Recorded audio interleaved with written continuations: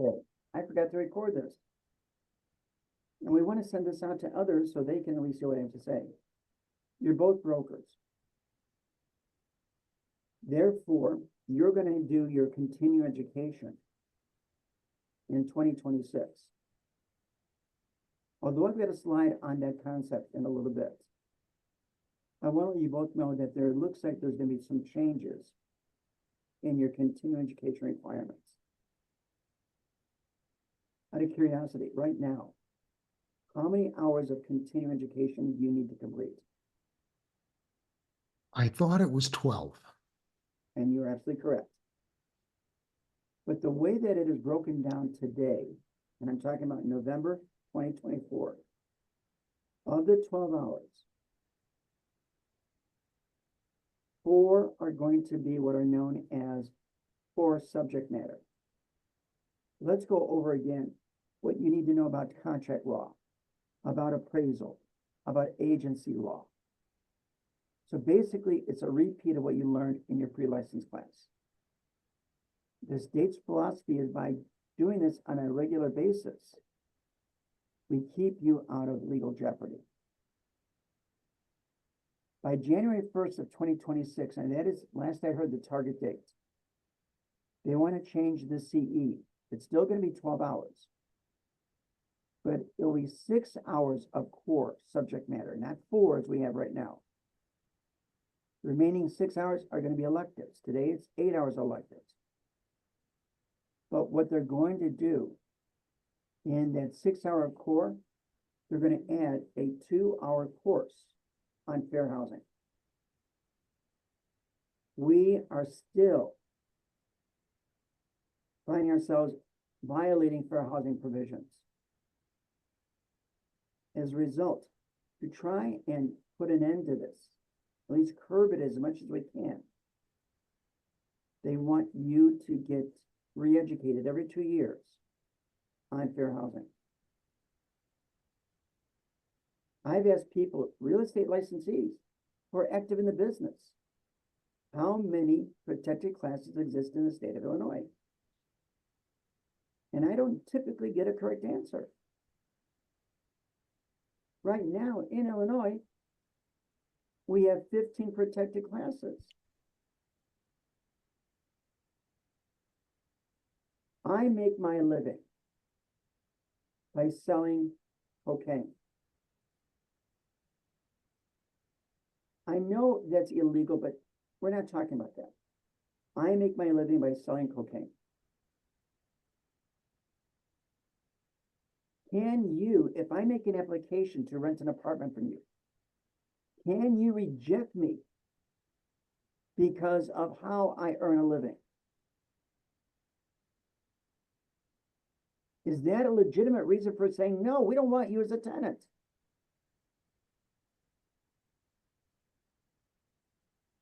What did the two of you think? Off the top of my head, I would say it is legal to do that. As of a year and a half ago, I think this was the beginning of 2023, source of income is a protected class. I cannot use how you make your money as a basis of judging whether or not you are eligible to live in my building. If I can pay the rent, that's all that should matter to you. How I can buy the money should not have a factor.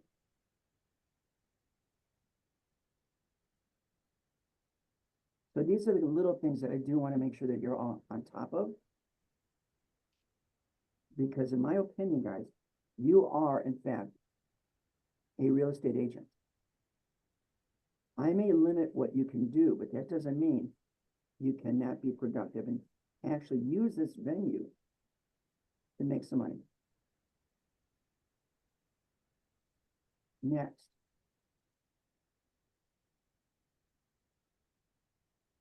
Okay. So legitimacy, I can't even speak today. And I got to teach class tonight. Legitimacy and trust. This is one thing that we all have to have. And I want to ensure that I can help the two of you. Put yourself in a position where you can gain that with these people out there. Again, while we're not going to actively help them with buyers and sellers, you want to sell your home, and I've made a contact with you. I want to make sure that I place you, with your permission, with a broker that has the capability of working with you and doing what you need to achieve your goal. My job is to help you stay legally compliant. And we do that by communicating with one another. We're talking about how can we open the door to giving you access to different opportunities. One of the thoughts that I had is to maybe go back to the days when I did residential real estate. And I would actually rent a booth at some of these local fairs. I'm there like a politician, just handing out flyers, handing out brochures. Well, I'm thinking about how do I create a brochure that you can use. Now, when you're talking to people, you're not just giving them words, give them something tangible that they can hold and walk away with. We also want to make sure that what we do is done in a manner consistent with the law, and that is protecting the interest of the consumer. Remember, licensing law has 3 reasons for existence. Number 1, to evaluate our competency. That's why both of you took the course. That's why both of you took the state exam. That's how the state can verify that you understand the law and that you can, in fact, comply with it. And if we end up doing something wrong, there is recourse that the state can put on our shoulders to keep us in line and maybe discipline us if necessary. But as I stress when I talk to licensees, the number 1 reason why the law exists, protect the public. That's what we got to look at. That's what we got to work on together. Now, much of what I'm about to present to you, you already know. Okay, and again, I neglected to eliminate the bottom portion of this. I put that on a different slide. By the way, Joseph, do you have any children? No, I do not. Do you have any nieces or nephews? No, actually, I don't. Okay. You may not be able to give me this answer, but I'm hoping you will. What is the minimum age required in the state of Illinois for someone to get a broker's license? I thought it was 18, but I can't raise my hand and swear on that one. Do it, because it is 18. It's been brought down from 21. One of the things that we're going to do at the school is I'm going to start reaching out to some of these high schools, seniors. Many of them are 18 years of age. Well, why not offer them the opportunity to get their real estate license? Even if they're going on to college, if they're in the state of Illinois, they can still act as a real estate practitioner, even if they're down in Southern Illinois. So why don't we try and make this a viable opportunity for them? Education. This is in flux right now. States kind of figuring out what are we going to do about education and the state exam. Are you both aware that you can do the state exam remotely from home? Yes. Or as I kid around with students. In fact, I had a student today. She just got back. She's in my morning class. She just got back from Miami this morning. And I kidded around with Diana, and I said, listen, you know, if you'd waited until next week when the class was over, you could have been sitting on the beach in Miami, where she was located, and be taking your exam. because of the pandemic, they've now gone to remote testing. Not state-specific requirements. We already spoke about educate CE. Additional state variations, that's right now, honestly, that's in flux. Things are about to change.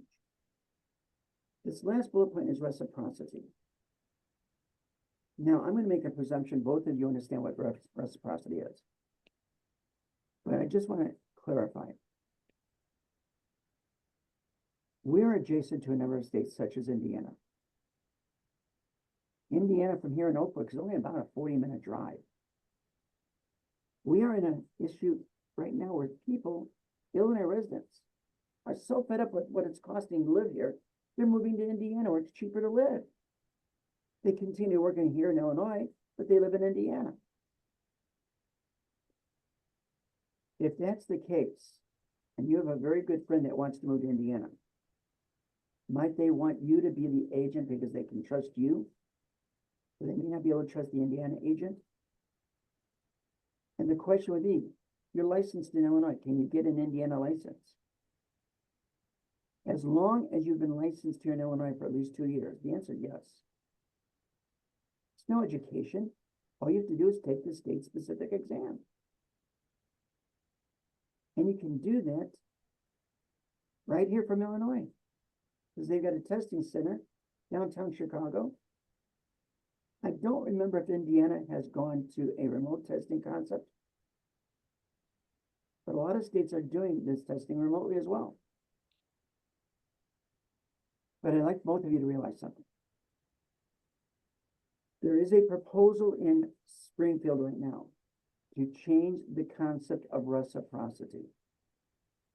Right now, we have reciprocity with 7 states. This variation that the state is working on, and it seems like many states are buying into it, is they want to create a simple cooperative relationship and open the door to more states providing reciprocal variations. Although my daughter's no longer with us, Vicky lived in Arizona. And Vicky asked me, Dad, would you get a license in Arizona for me? And I was about to do so. I was starting classes. Because we don't have reciprocity with Arizona. But I felt that if I was going to go out to visit my daughter, might as well go out there and be able to do some business, because she's got her work, she's got her time. I won't be with her all the time. Let's make sure that I can at least do something productive while I'm out there. As this provision becomes clearer from the state, I will bring this to your attention. So that we're still working on. Renewal. Right now, folks, keep in mind, you've got to do your continuing education. Before the state implements this modification to include the 2 hours of fair housing, I posed a question, but I have not yet received a response. If you were to do your continuing education right now, the full 12 hours, which would be broken down to 4 hours of core, 8 hours of electives, if this modification goes into effect before your renewal date, and you've done your CE, you completed it, what is the department going to do when the CE you completed isn't meeting the criteria that has been established?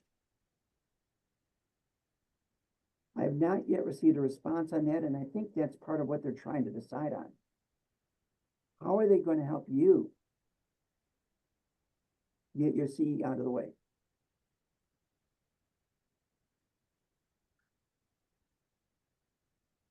So I will keep you apprised of any modifications as they may affect you. Was there a question there?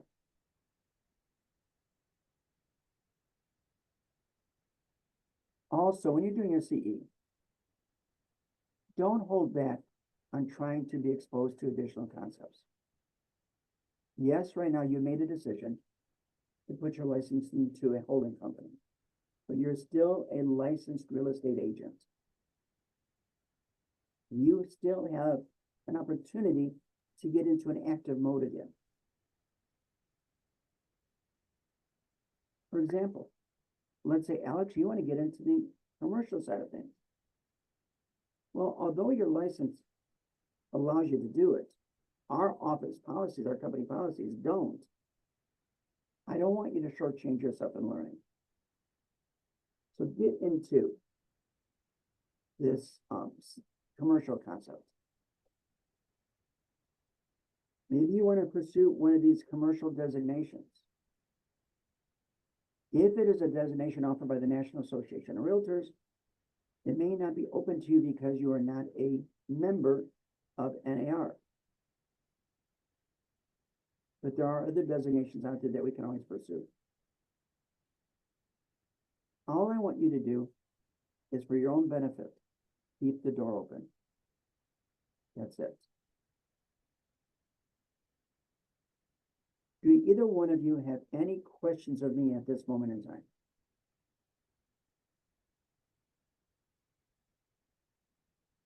Okay, I hear nothing. When I don't hear anything, then I'm going to assume that everything is looking good and you're ready to participate. All right, maintaining your license. Again, you guys know all this.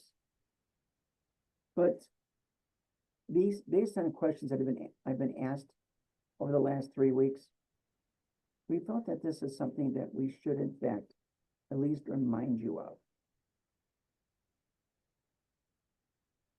And you want to always be compliant with Illinois law.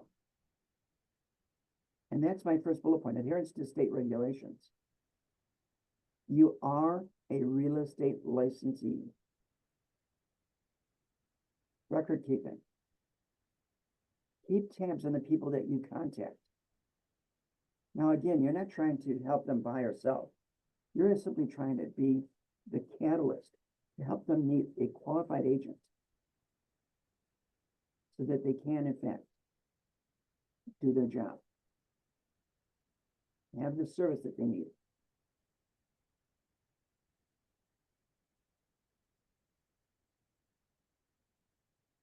Stephanie and I are looking at how can we help you create identity for yourself.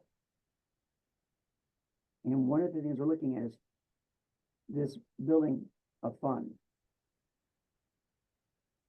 If you want to get out there and put yourself in the marketplace, it's going to cost some money. We'll give you the platforms for the business cards, but you'll have to buy the business card yourself. I've got one student, and I should say a student, a member of the network, she reached out to me 2 days ago. She came across a list of people that are looking for rental units. These individuals are all Section 8 candidates. She wanted to know, how can I be a person to make money off of this? Well, I'm looking at that. How can you be an asset to these individuals when they want to rent space on a Section 8? Do both of you understand what Section 8 is? Yes, I do. Okay. And this is part of what we want to try and help facilitate. If there's a way that we can help you,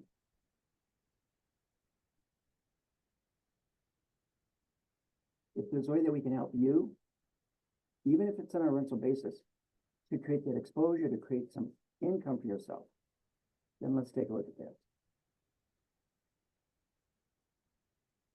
Budgeting.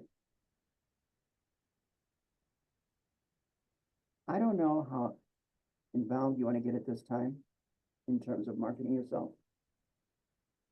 But if you want to do this, let's take a look at how you plan to market yourself and then how much is it going to cost. That is what I want to make sure that we have covered.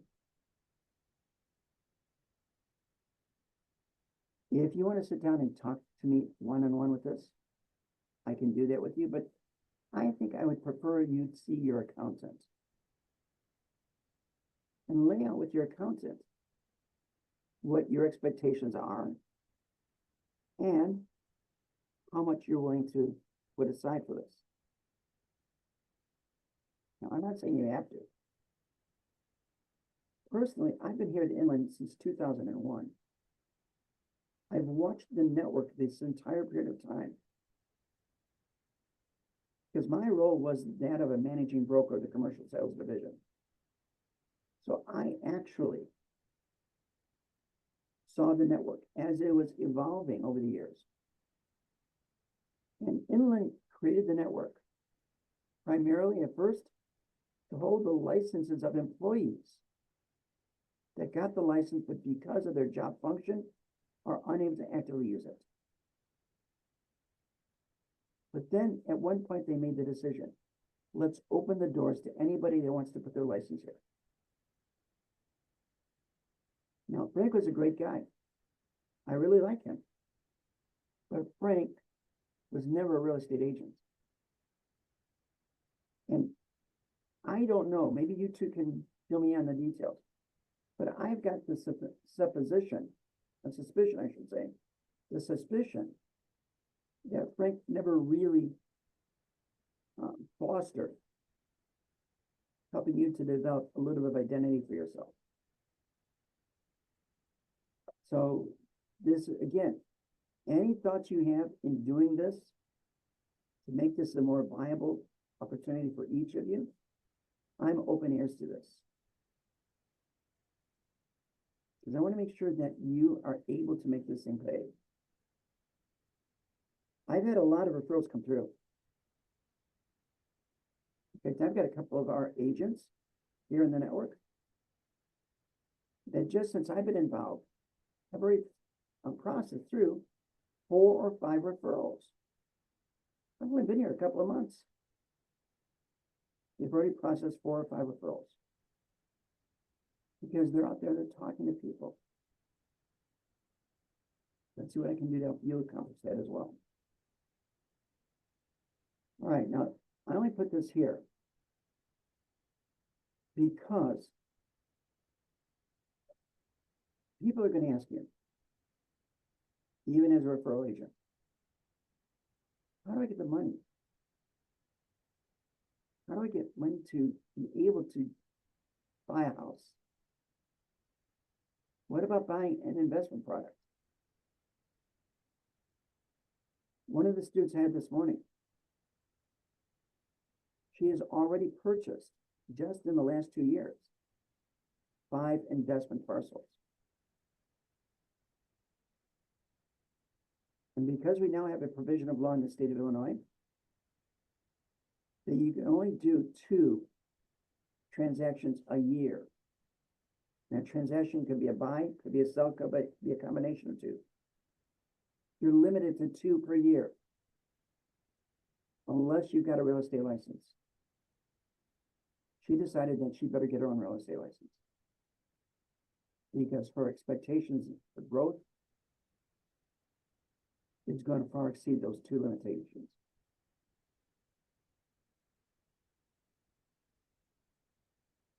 Okay.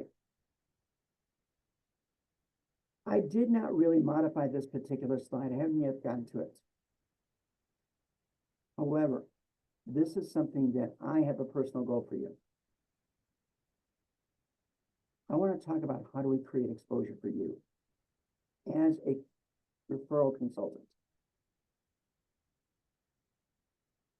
I'm exploring right now how we can effectively and efficiently use social media. Are both of you on social media at this time?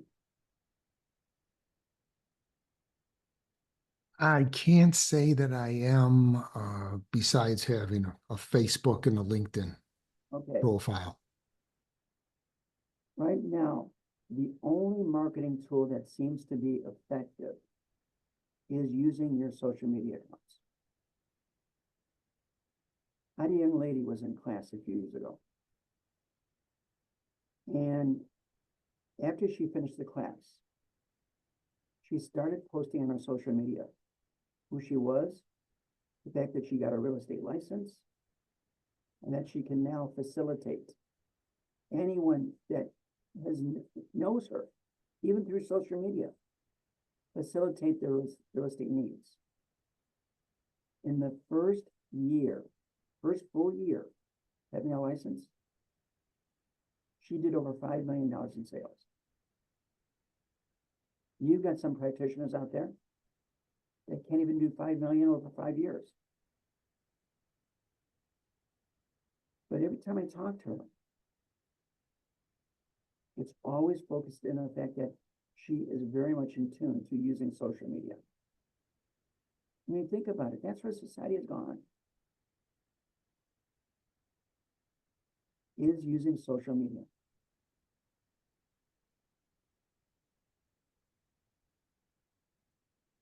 All right, gentlemen, I've reached the end of my slide series. Is there anything that you want to talk to me about that I can do to help you position yourself for success?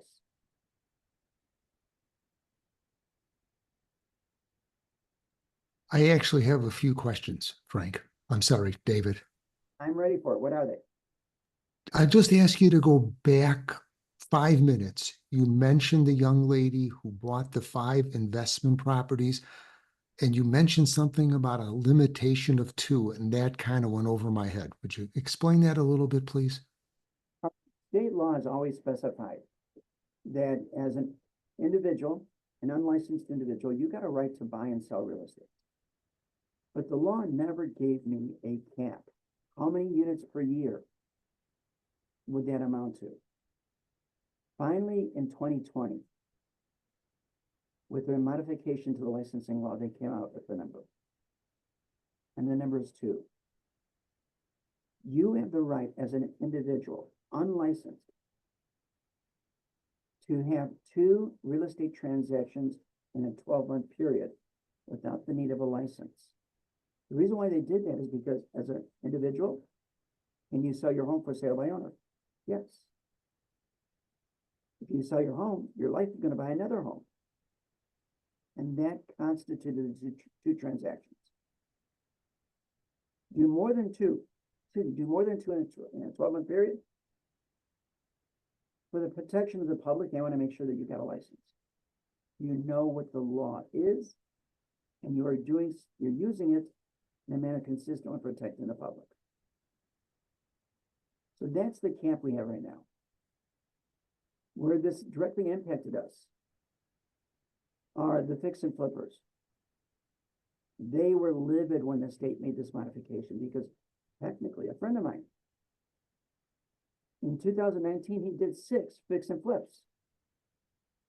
He's a retired insurance agent. This was his life. Now the modification went in place in 2020, he's limited to 2. He does not have a license. He had no desire to get a license. He's out of the business.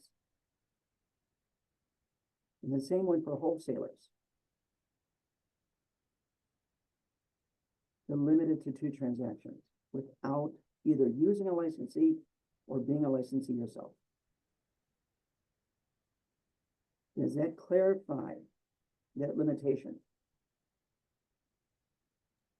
Yeah, David, couldn't your friend that did the 6 fix and flips, couldn't he just list them with an agent and that would cover him?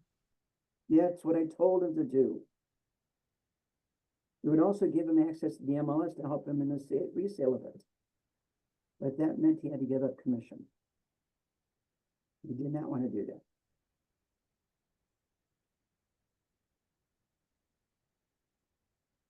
So I can't force him to do this, but he made the decision, okay, I'll just not do it anymore.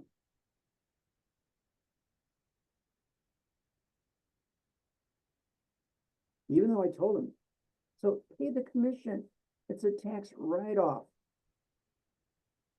Helps to reduce your tax exposure. By the way, are we taxed on capital gains? The profit that we earn when we go to sell real estate? Yes. Yeah, we are. This could have been a means to help reduce that taxable exposure. And if we kind of review this correctly, having to pay the commission, reducing your tax exposure, it could actually be a wash. But he wasn't interested in listening to that. He became upset because he thought his hands had now been tied by the federal government. And he didn't like that.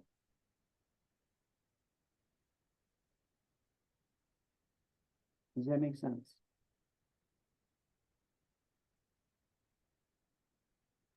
Yes, thank you. Did you have any other questions? Actually, I do. I'm going to ask you to go back a little bit to business cards. Yeah. I know some of us, I know I do. I have original inland business cards. I think we're safe to use them. No, we're not, because it's got the inland logo on it. And since the network is no longer a direct component of the inland organization, we can't use that inland logo. Do you know how many business cards you have remaining?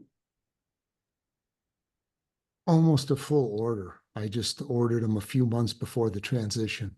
Use them. I don't want you to waste money.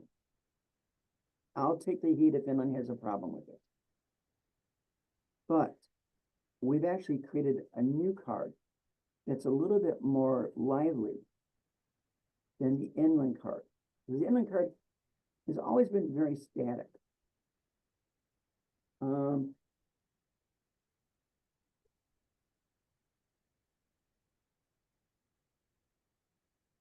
Okay. Let me do something here.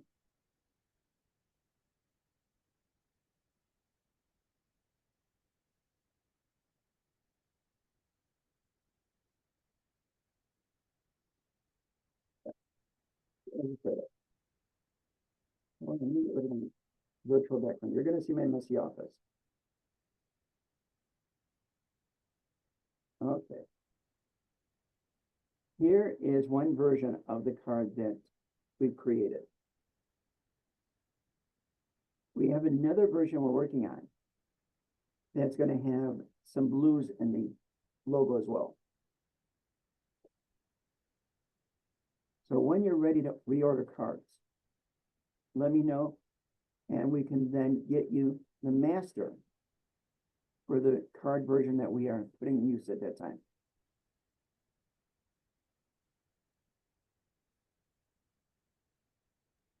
Yeah, thank you. Those are very nice.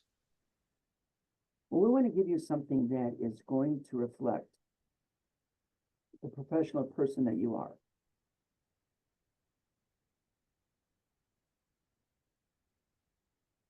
Any other questions? Actually, I do have another one, Sure. David. If you could touch base on the do not call registry. Yes. I myself, I am religiously adherent to that. But I've talked to other active agents in other offices, and they go from one extreme to the other. One is like I am, adamantly compliant, and I talk to agents from other offices, and their policy is pick up the phone, call. If they get mad, apologize. Fortunately, with the violation fee at $18,000 right now, is if somebody files a complaint against you for calling them when they're on the do not call registry, and you are found to be guilty of violating the registry rules, that's an $18,000 fine. That's against you, not against the company. And that's a problem as far as I can see. So, do not call. A lot of people don't even know this provision of law still exists. And basically it stipulates if you don't have a pre-existing relationship with the individual, meaning you have actually shown them a home, helped them buy or sell something,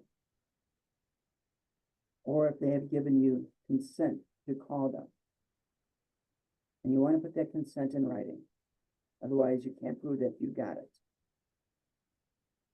If you haven't done business with them and they do not give you consent in writing to call them when they're on the do not call registry, you're opening yourself to a potential lawsuit. So today, like I said, a lot of people don't even know this law exists. And when I bring this up in my classes, if I've got 20 students sitting in front of me, maybe 3 are aware of the law's existence. The rest didn't even know the law existed and therefore never registered their phone number. You want to call somebody now, you're looking to solicit business. So you want to call someone coldly and say, hey, listen, have you thought about buying or selling? I'm a real estate practitioner. Well, I cannot help you directly. I can be the consultant that you can rely on to get placed with a broker that's going to actively represent you, effectively represent you. Can we talk a little bit about this? You're soliciting business opportunities. You are subject to do not call violations. If that person is on the do not call registry and they file a complaint. So if you're going to use the telephone as a means of solicitation, let me know. Then we can figure out how we can do this efficiently without getting you in trouble. But if in fact you want to go for a function of solicitation, I don't know if I would use the do not call registry.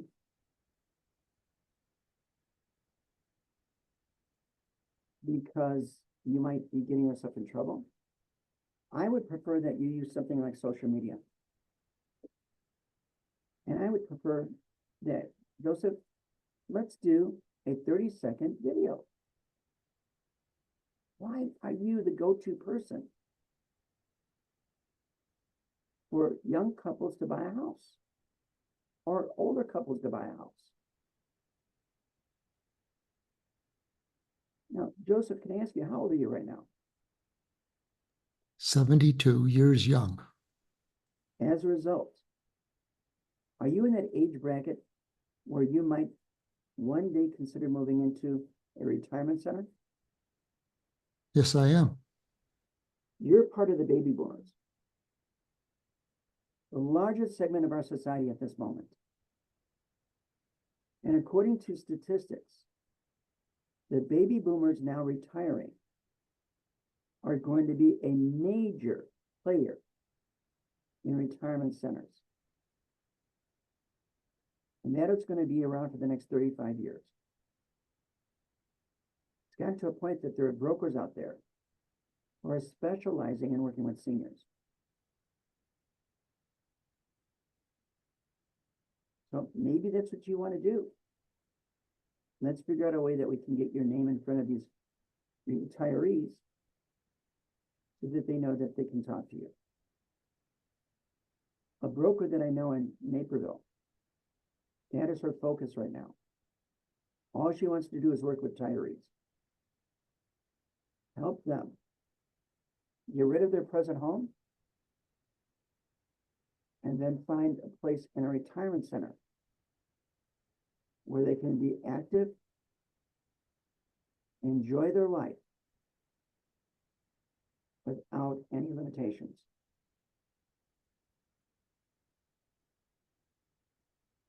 Does that make sense? Yes, definitely.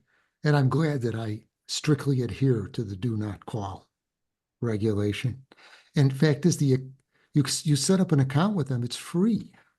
And you can check I think you're given 5 area codes that you can check for absolutely free. That's exactly it. So you just pick the area codes in and around where you want to focus your attention, and you can then check. Anytime to verify if the phone number you're about to call is restricted because it's on the registry.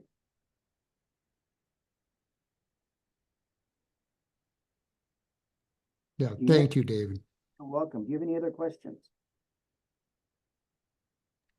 No, I don't. I would like to set up a 5-minute phone call with you sometime. All right, then what we ask you to do is, tomorrow's Friday. I've got to teach in the morning. I've got to teach in the evening. But if you want to reach out to me tomorrow afternoon, we can schedule some time to make sure that I'm able to answer all of your concerns. Yeah, thank you. I would appreciate that. Okay, Alex, I know you said that you cannot use your microphone. No, I Therefore, can. oh, you can, good. Do you have any questions? Not at this point. No. Mainly switch to network just because this is just like a part-time gig for me, and I have Got it. Well, let's see what we can do about helping to make this a viable part-time opportunity for you. All right, gentlemen, I'm going to let you go at this particular point in time, but here's what I want to leave with. I'm open to any thoughts, suggestions that you may have. How can we structure the network to be a more viable opportunity for you to meet your goals? I know that there's a lot of people in the network that simply got their license and don't want to worry about it anymore. They put it in the network, they pay the $50 a year and forget about it. But then there's a lot of people that want to actually make this thing work for them. So I am open to any suggestions either one of you may have on what we can do to make this a more viable opportunity. So with that, I won't have a chance to talk with you much before Thanksgiving. So would you please both have a wonderful and safe family time together? That's what Thanksgiving is all about. Sharing the moment with your families. So please enjoy it, stay safe. And I understand that the snow that we have right now probably won't even be with us by morning, because the temperatures are about to rise this afternoon into the 40s. So at least it's going to give our lawns a nice soaking. All right, gentlemen, do you have anything for me before we part? No, David, thank you. Just, I'll also wish you and Alex and your families a very happy Thanksgiving. Thank you. Yeah, same to you both. Great, Alex. All right. And gentlemen, thank you for joining me. We'll have another training session next month. And if you have an idea as to what you would like us to cover, please reach out to me. I'm always open to suggestions. All right, with that then, guys, have a great weekend and a great holiday coming up. And Joseph, just give me a call tomorrow afternoon because I'm going to be leaving here in a few moments. We'll schedule time that we can talk, even if we do it tomorrow afternoon. Great. Thank you, David. Goodbye now. Have a good afternoon, boys.